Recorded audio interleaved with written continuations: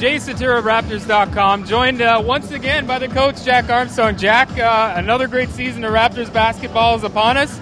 Our fans have some questions for you. You ready to go? I'm ready to go. I feel like I'm in the club with you right now. I got to get down a little bit here. It's a good vibe. It's a good vibe here on Halloween. I'm all set. Let's go. All right. Our first question's coming to us from Bill Athanas11, who's asking, Jack, do you think we'll finally see Andrea Bargnani reach his potential at both ends of the floor this year? I think the great thing for Andrea Bargnani is he's probably got the best cast to play with since they won the Atlantic Division back in 06-07. So I think there's great internal competition. I think the accountability level for him is going to be really high. He's got to produce every night. If not, there's going to be a guy on the bench that wants to take his minutes in an Ed Davis, in a Mia Johnson. So needless to say, I think it keeps him focused, locked in. And I think if he's healthy, based upon what I've seen of him so far, he has a chance to really get to the point where he's able to play at a high level. I think there's been a lot of pressure on him the last few years to carry a team. He simply put, he's just not that guy. But he's a very good player. And I think having an environment now where there's good talent around him, I think he'll be able to play at a pretty good level and play with consistency. Again, if he's healthy, I expect a very good season from him. Okay, Jack, at Poolside 22 is asking, Jack, what kind of range can we expect from Jonas Valanciunas? Is 15 to 20 feet too much to ask, considering he's slated to be the team's best rebounder this season? Well, I think for him right now, he's got to play within himself. And when you look at him with the starting unit, he's going to offensively be either the fourth or fifth option on the floor. So for him, I think it's more so trying to take high percentage shots around the basket, being an aggressive offensive rebounder, his post-up game, and I would say foul line in. So that would probably be 15 feet. Beyond that, I don't think he's going to have a lot of plays run for him that, he's going to get anything beyond that. I think if he stays with himself and plays with energy and toughness, sets hard ball screens, rolls to the basket, things like that, I think he's got a chance to really, as the year goes on, become a good player. Okay, Jack, James Rose is asking, hey, Jack, who do you think will be the most valuable player off the Raptors bench this season? Wow, that's a good question. I think from a value standpoint, three guys that are jumping out at me right now in the preseason. Mia Johnson's playing great. He's in terrific shape. He's playing hard. He's playing with confidence, shooting the ball well, doing a great job rolling to the basket, playing with just tremendous energy and purpose defensively. So he'd be the first guy. Secondly, I think Jose Calderon, what a luxury to have a guy like this starting with your second unit, putting them in the right spots. Obviously, we know he can play against frontline guys. So you give a guy like Calderon an opportunity to play against second unit guys off the bench. That's intriguing. I think you can put up significant numbers. And on top of that, I think you're going to see him sometimes with Kyle Lowry on the floor at the same time, with John Lucas on the floor at the same time. And I think the third guy would probably be John Lucas III.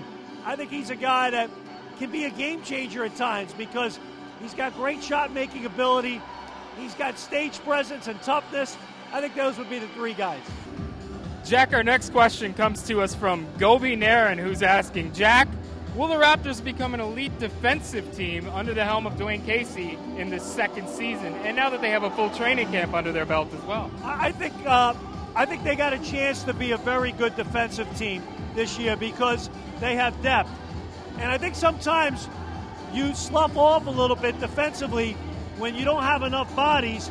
Guys get tired and they take plays off, and they never take plays off on offense, believe me. When that ball's coming their way, they got plenty of energy, but they take plays off defensively. Now that you have 10, 11, 12, 13 guys, and you can rotate them in and out, you can say, hey, you want to take a play off defensively? You're coming out. So I think there's a nice standard, a bar that Dwayne Casey can set for his team that, hey, I want maximum effort on the defensive side of the ball every single play. If you're not doing it, come sit with me. There's another guy that'll give it to me. So I think they have a chance to be a very good defensive team. Now, are they going to be a team? They don't have the incredible shot blocker in the lane to put you, they don't have Dwight Howard or the kid Anthony Davis in New Orleans. I think he's going to be very good. They don't have that guy that can just nullify shots on a consistent basis. They don't have that incredible defensive rebounder either.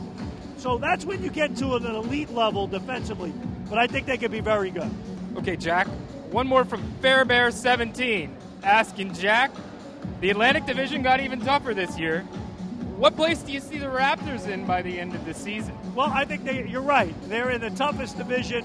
16 games against the Nets, the Knicks, the Celtics, and the Sixers. All four of those teams are picked to make the playoffs. So if you look at strength of schedule, if this was the NFL, they're surely not playing the last place schedule. They're playing one of the best, toughest schedules in the league, maybe the toughest. So they got their hands full. The key for them is, can they have success in their division games? You know, I'd be thrilled if they could be 8-8, 7-9, 9-7 in their division games. If they could do that and get through the early part of the season, 15 of the first 22 on the road, if they can get through that stretch a little bit, you know, then they're putting themselves in a position where they can be a playoff team. But they got to find a way, division games, conference games, particularly at home, to be effective and to be successful. But there's no doubt in my mind that this team has an improved talent level. I'm very excited.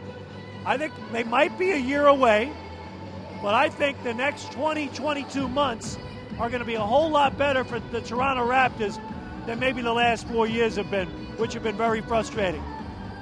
And sometimes when you have to play good competition, that brings the best out in you. So the pressure of that really challenges you to up your game. So I fully expect them to up their ante. So, you know, and I think we have to do this all the time when we have the music. I think it fits our personality. I'm telling you, you're leaving it all out on the dance floor, as per usual. Absolutely. And that's how it is. I got to give a little... On that note, he's the coach, Jack Armstrong. I am Jason Turr. We will see you guys next week when we do it again on Ask Jack.